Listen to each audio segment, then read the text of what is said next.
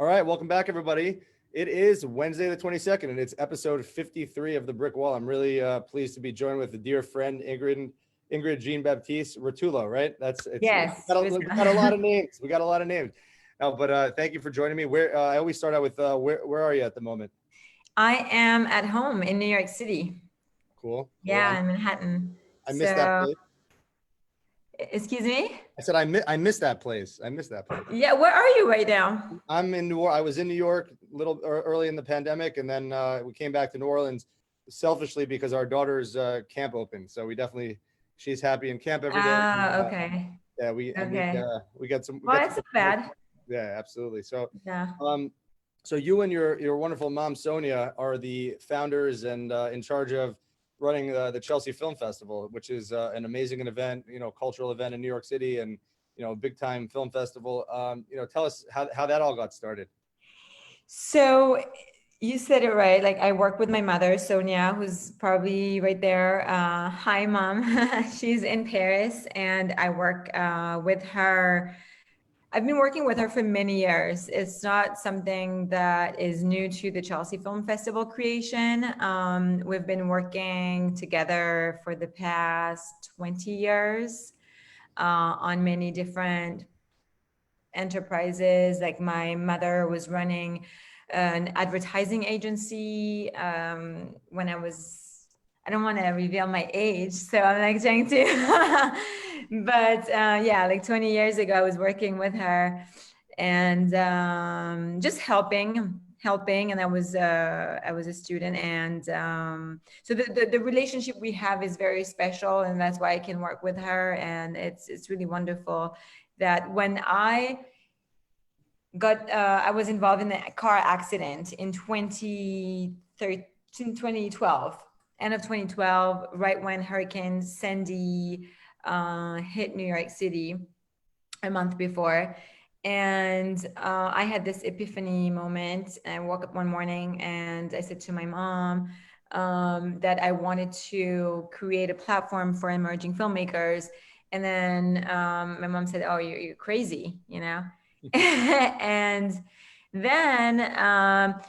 then when I laid out like everything that I had in my crazy mind, then she said, okay, then I'm gonna help you. If you need my help, then I'll help you with it. And that's how it started. That's a great story. So what's it like to work with your mom every day? Because I always say I went to law school for 10 days and dropped out. My dad has a wonderful law practice in downtown Brooklyn. I just, I didn't want to go to law school and I couldn't be a lawyer, but I still think that, working with family presents challenges, but, what's it been like to partner with your mom? And I know you've been working together for many years, but, what's it been like?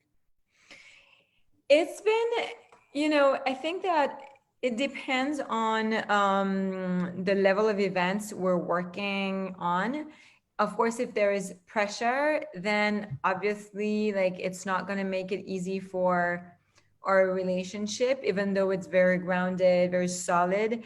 Like, it depends on the external events. We try not to mess up, the mother-daughter relationship, but sometimes, it's just pressure. We work in the entertainment business. It's like, a lot of expectations and a lot of big personalities, we deal with that. And so far, we've had like ups and downs, but nothing that was too crazy to say, well, we're not going to work together anymore. We probably said that a few times to each other, but not this year, honestly, and not last year. So we've worked through now 8 years of working together on what what she's really good at, what I'm really good at, and so we kind of divide things in a way so that we don't step on each other's toes. So now just love and smooth sailing. Well, no, love always. Love always. And she's my mom. She wants the best for me. So obviously, like, I respect that. I am really grateful for it. Yeah, that's my husband. Does he have an apple? He's like trying to like. He has to get more steps in, right? For his apple. Yeah. I was kidding. And so Yeah, so I mean, I can't find I don't have any other like siblings that I could say, oh, I would love to have worked with my brother or sister. I mean, my mom, she's like a big sister to me. Like we're like so close, and she's super young too. So it's really easy to and she will give me the best her answer right away. She will not try to make me happy for with something that she believes a no is a no, and the same with me, so it's really honest relationship, authentic. And it's beautiful that you have that honesty, that love, and that you can work together. And I've seen you guys in act, you ladies in action, and it's it's really, it's a beautiful synergy between Thank you. and it makes for an incredible festival. Certainly you could see in the effort and everything that you do. So what is it like to to run an international film festival? I mean, it's got to be, I mean, it's prestigious, it's like you said, egos that you're dealing with, and talent, but at the end of the day, you're putting out these amazing messages, and you're giving this window to the world for for these talented directors, maybe unfound actors and directors, producers. What is that like? Because it's a lot of weight on your shoulders. So to be honest, like when I came into this business, I knew how to run events before, because I had done it in France. Even though this was not my job, I was doing it for fun, which is very different. I was working as a journalist back in France, and then I came to New York to study Sorry to acting. interrupt. We have to say hi, mommy. She just joined. She just joined. Oh, she just joined? Okay. Oh, nice. I was trying to see how I could share, but my computer on my phone is like. You can do a watch party for my Facebook page, for my Facebook page. Oh, okay. I'm gonna do that. Oh my God, I want to do that now. Thank you. I appreciate that. Yeah. Um, Let me see. Is that okay if we take a few seconds? Absolutely. Your mom just said hello. Hi, Sonia. How are you? Thank you for watching. Let me do a Google Watch party, facebook.com. Absolutely. I just got a new, oh my God, I just got a new computer, and then of course, not the logins are not in there. But let me see. I should be able to remember. We can also share it later if you'd like. We can, because it'll be live on there. We'll have the link. So Yeah. Yeah. So maybe we do it later, because I don't want to like take up Yeah, and I don't want too to. much time. I don't want to leave all of our awesome viewers, hanging. So, Yeah, exactly. me- Exactly. so- They're here to hear the and conversation. I appreciate everyone who's watching. I know that you guys, you also center the festival around like global issues. Let's talk before we get into pandemic and the pivots and everything that's going on. Your mom said she'll share, so you're covered. Okay. What are the global issues that that and causes are important to you that you guys initially plan to set out with, and what are the ones that you discovered over time by working with amazing people in the festival? Yeah. Well, I mean, there are many issues, world pressing issues that many people hear about these days in the news, and so the idea of the festival was to create a platform for emerging filmmakers to promote the work of socially relevant, filmmakers. And so there are a couple of issues, that are really important to me, like the environmental issue. We work with the Sierra Club.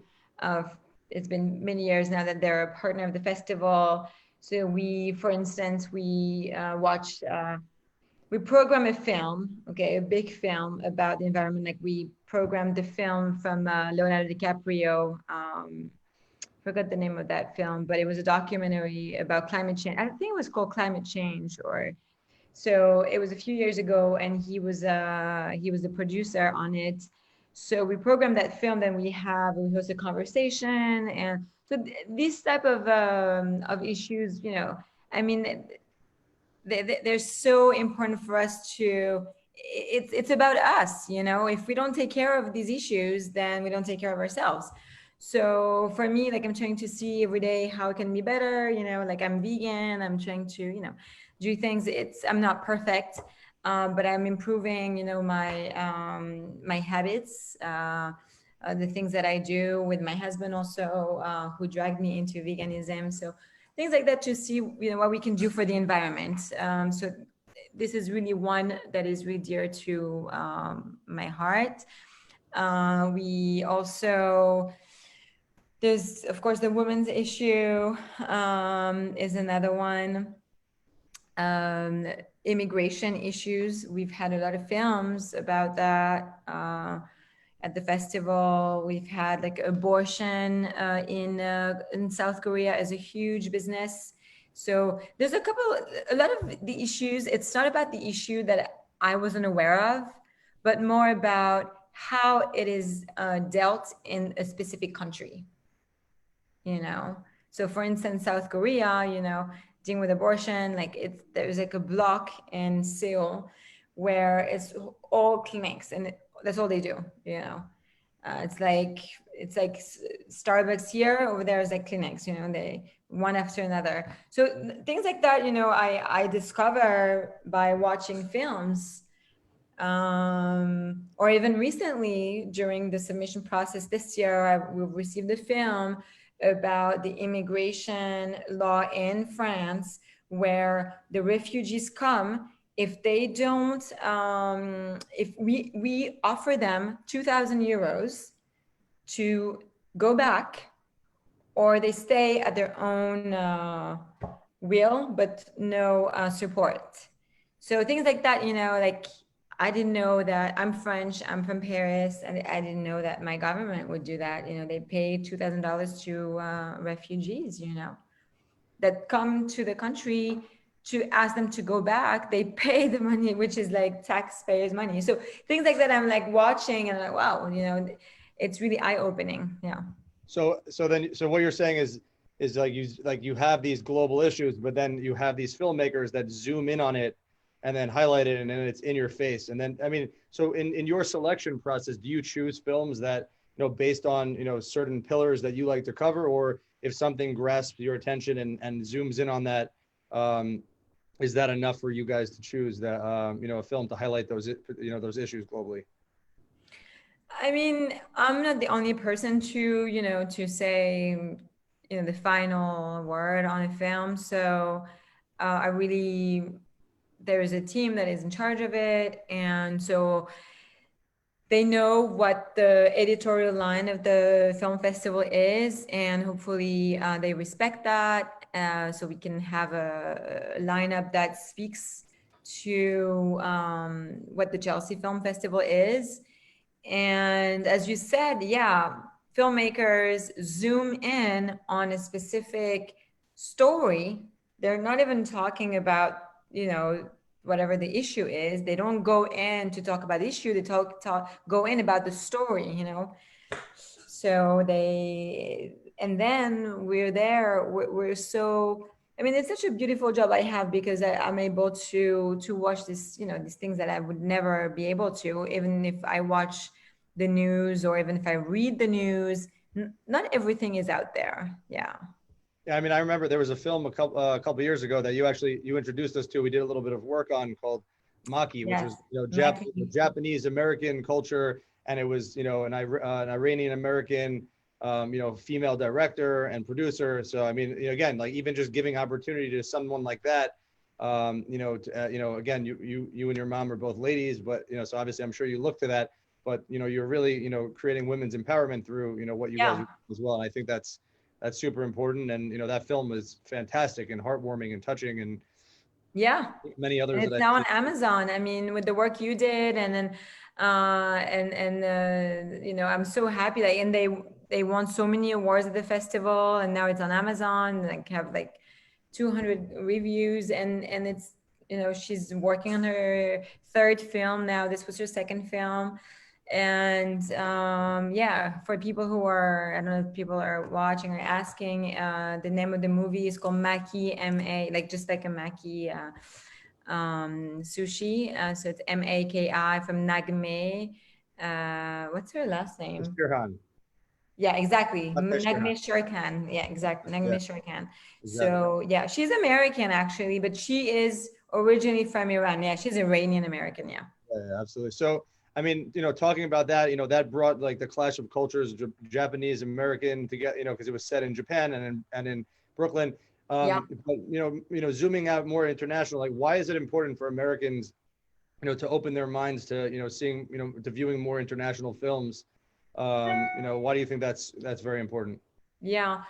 To be honest, like this is maybe the way you saw it, but the way when we created it, it was not for Americans to. It was not okay. Here it is. Like this is what we're going to show you, you Americans. No. This is just the way how we program films in France. It's like look at the Cannes Film Festival. It's all international Yeah. lineup. So that's more like our our idea, our mission was really to represent the world. And we try to represent many different countries of the world. So sometimes through this kind of films that you mentioned, but it's more for that aspect. And because we're here in America, it is true that everything is self-centered, and very US centric. And so it's really nice to be able to watch films from outside, the just outside the borders of the US. Yeah. All right. So now, I mean, let's talk about the pressing issue, the elephant in the room. You have a film festival. It's coming up in October. We're in the middle of a pandemic. What is that like? As far as planning, pivoting. I mean, I know like earlier in the spring, we all thought, oh, like, we'll get past this, and then who knows what's going to happen in the fall. Let's plan business as usual. I had, a friend who was planning a golf outing for June, and he pushed it to September, but it'll be fine. We don't know that that's going to be fine. So how do you pivot? How do you plan? What do you see the festival being like this year, given current circumstances? So first of all, I have to say, like this pandemic has been so far a challenge for us to understand like what our business is in terms of numbers. We've been looking more now into our content and being more focused on our content strategy, and who is viewing us, where are they coming from. And it's been growing tremendously. Like we've grown like our audience by maybe multiply by 3, and depending on the platform. So it's been huge. So that challenge, of the pandemic, I think has also been a benefit to a lot of different, founders, entrepreneurs out there, because then I mean, at least for me, like I've been through so many challenges, like I said, my accident. So like I take another challenge like an opportunity. This was an opportunity. It was hard at the beginning. Don't get me wrong, it was very difficult. But then it took me about March, April. It took me about 2 months, okay, a month and a half, 2 months, to think strategically about what am I going to do with the festival, not in the fall, but now, because we need to, usually throughout the year, we go to film festivals. That's where we meet people. We go to Cannes, we go to Berlin. Actually, my mom went to Berlin. It was not canceled. But we travel to different film festival. We do meetings. Now, suddenly everything, even my meetings that I had to do in New York City, it was not possible. Okay. So basically, that challenge, I took it as an opportunity. Now we're closer to the festival, so it's a different scenario. Now that we have grown our audience online, we're pretty confident if we have to do it online, that we'll have a really strong audience, just because we've been growing since April, So if we keep the momentum going and we really interesting, valuable content, then we'll have an audience, you know. So we'll take it with the flow. Right now, it's not into our hands, you know. It's into the hands of our governors and our mayors, our city council members. So we'll see what they decide, and we'll go with what they decide for our safety, and for the safety of our audience members, because we're a big event and we don't want people to be on top of each other just to wear gowns and be on the red carpet, you know. So we want to be really mindful of that, and see where, and if we have to do it online, I mean, now we know the platforms to utilize for that. Yeah, I mean, it's definitely a fascinating time.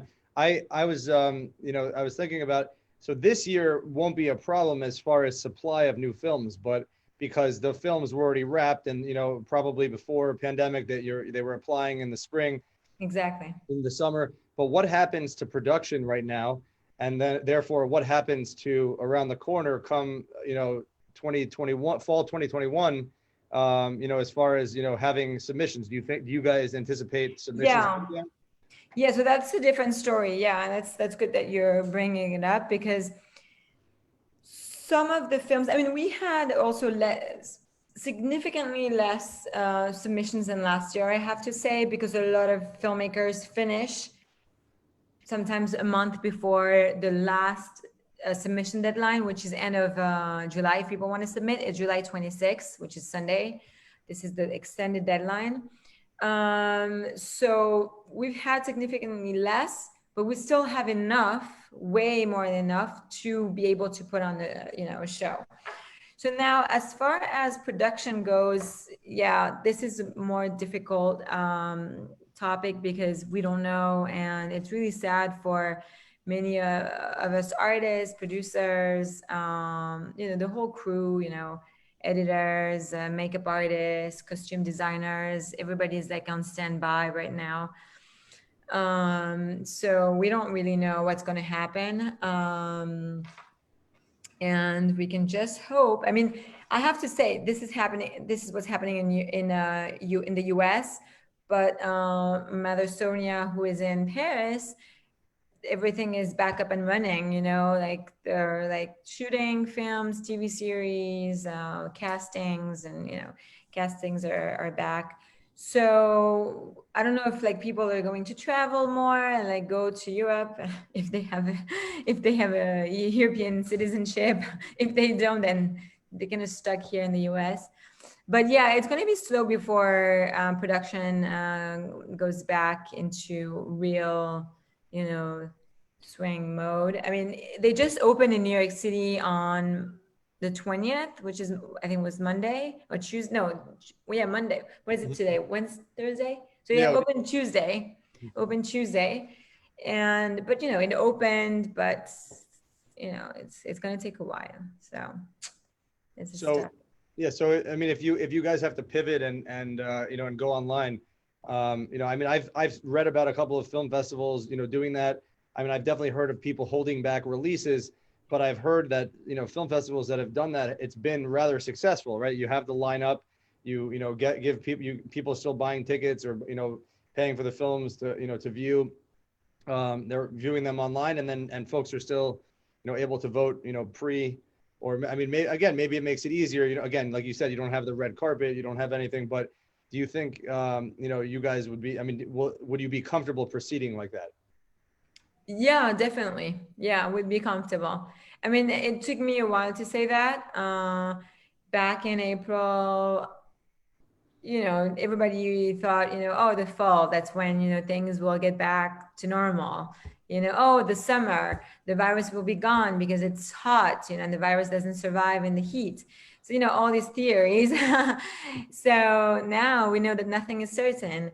So definitely now I go with the flow, and yeah, I feel more confident that if it happens online, then we're more comfortable with it, just because we've been doing like every Friday at noon, we've been having these TV talks, so, and it's been very successful, like having like 500,000 viewers every episode. Yeah. So I think that I'm confident that if we have to go virtual, then we'll go virtual and we'll make it big. Absolutely. You always make it big, and you kick butt and out Thank of the you. ballpark. I mean, it's a great festival and always great content. Do you think that into next year there's going to be some more documentaries and content surrounding the pandemic and COVID, and people jumping? Have you heard of anyone jumping into action filming around the pandemic in our current situation? Yes, absolutely. So to answer your first question, first half of your question, yes, people definitely are going to talk about it, in their scripts. That's for sure in their stories. Not only COVID, but Black Lives Matter. All that we're living right now, it's going to be in content next year, whatever it is, documentaries, of course, but TV series and films, short content or feature length. And then and then remind me what you asked me. Sorry, I No, lost no, I was saying, like, no, I mean, you basically answered. I mean, I okay. was asking, like, do you see there? I mean, the pandemic being covered, and you said both in. Yeah, exactly. It's going to be covered. Oh, that's what I just remind myself that I was just reading a script for a TV series, and it's shooting in France in October, and they're already. This is a scene. This is like a Grey's Anatomy type of show, okay, in France, and there's a scene about the COVID hitting France and like how they're gonna do. So like that was like pre-COVID, like let's say a few days before, and so it's already in the script. It's already in there. So people are just I mean, it's um, it's global. perfect. It's perfect time for creators, for artists to dive in really deep because in times of like pain, artists creates beautiful things. So The breakup albums are always the best. The breakup. yeah, yeah, Unfortunately, this is a global issue. yeah. So next So year we'll have great content, I'm sure. I'm looking forward to it, and looking forward to seeing it at the 2021 festival. Yes. So, I wanted to, talk about, what's your advice? I know you're an actress, and I want to, my last two questions really surround advice for people trying to break into the film industry. I'll start with the first one, which is, advice to, young aspiring actors, actresses. How do you get into it? How do you, have the passion to and drive to stick with it, even though I know, it's a tough industry to get into. So the first thing I always suggest is to sign up to a school, or I mean, right now it would probably be online. But there are still communities, like schools. Like I went to Strasbourg. This was Lee Strasberg Theater and Film Institute. This was the school that really helped me first mentally to be strong, to be able to think that I can do anything, and then also gave me a community. And if you're part of a community as an actor, uh, then it's easier to, someone will call you, hey, I need you to play, this role in my film. Can you do it? Like I'll send you the script. So that's how it starts. That's how it starts. So that's how it started for me. And since then this is an industry where you work with the people because of your personality, who you are. And so it's really like that. Yeah. So that's what I would recommend to really first. There's really right now like no place to go in terms of going to a film festival to meet people. So it's really to stay at home and like find a community that works for you. And there are a lot of casting directors that do these sessions on Zoom where you can perform a monologue, and then in front of the whole Zoom room. And you're part of a community then. Absolutely. And how about getting into Chelsea Film Festival as a, a As the first time director. filmmaker. But yeah, I mean, yeah, or a filmmaker. Yeah, I mean, your film festival or anyone for that matter. I just film a new documentary or feature, and I don't know what to do with it because I'm the creative. How do you approach Yeah. the festival? So it's very simple. I mean, if you're a filmmaker, you submit to a film festival on Film Freeway, which is the leading platform for submissions now. So you submit through filmfreeway.com. You look for Chelsea Film Festival. So it's filmfreeway.com// Chelsea Film Festival. You pick the category of your film, if it's a short film, documentary, or a feature-length film, or even VR, because we do VR. And you submit on time. We have 3 different time period throughout the year to be able for you to submit. And we start in November, so right after the festival, and we end in July, like end of July. So you have this whole basically year where you can submit your film, and then you then hopefully you get in. But also, as a first-time filmmaker, yes, we're good. We're the right platform. If you, it's good to reach out and also ask questions. It's possible. We're open to that. Like, let's say you have a film about a specific subject, and you're asking, do you think that film would be a good a, a good what's the term, but a good film, for the festival, a good Yeah. fit, Yeah. and so sometimes it's not. So we tell them no, not. So then, don't waste your money, and then don't submit. But most of the time, because they're a young filmmaker and they're a very raw voice, then it's the right platform that they should submit to. And then that's great for you if you discover new raw talent, and you were the one who premiered them. That's pretty cool too. But I'm Yeah, exactly. We like to do that. And the more and more we do, like more and more we have world premieres every year. Last year we had about, I think, 35 among like 100 films. So more and more people come to us to premiere their films. And so it's either New York premiere or world premiere. So we're very grateful for that. Yeah. before I know you said you were quarantining in New York, but Yeah. before we wrap up, I also want to just touch upon, because I know you're always active on social, and you've been active, as far as your yoga and meditation. You're not just doing it yourself, but you're also sharing that with others. So why don't you share that? And because again, you've taken the pandemic by the horns, and really done a lot with your time. So let's just touch upon that real quick. Yeah, real quick. I mean, I was practicing yoga, and a very specific kind of yoga called Kundalini Yoga. It's known as the mother of yoga, and a lot of people haven't heard of it because it's kind of an ancient practice, and also it was kind of secretive for a while until someone brought it to the West. So I found out about that yoga practice. I was practicing a lot before the festival last year, because I was in a really, really big amount of stress, under a lot of pressure. And it was amazing. It just relieved everything. Uh, we use a lot of breath work, a lot of chanting, a lot of movement. So it's a whole combination of things. It's not just movement and pauses. We use the 3. So breath work, chanting, and movement, and mantras. And so now I do, during the pandemic, what happened is my studio closed. I was kind of lost because this was like my place. It's like people who go to the gym, like, oh my God, like where am I going to go?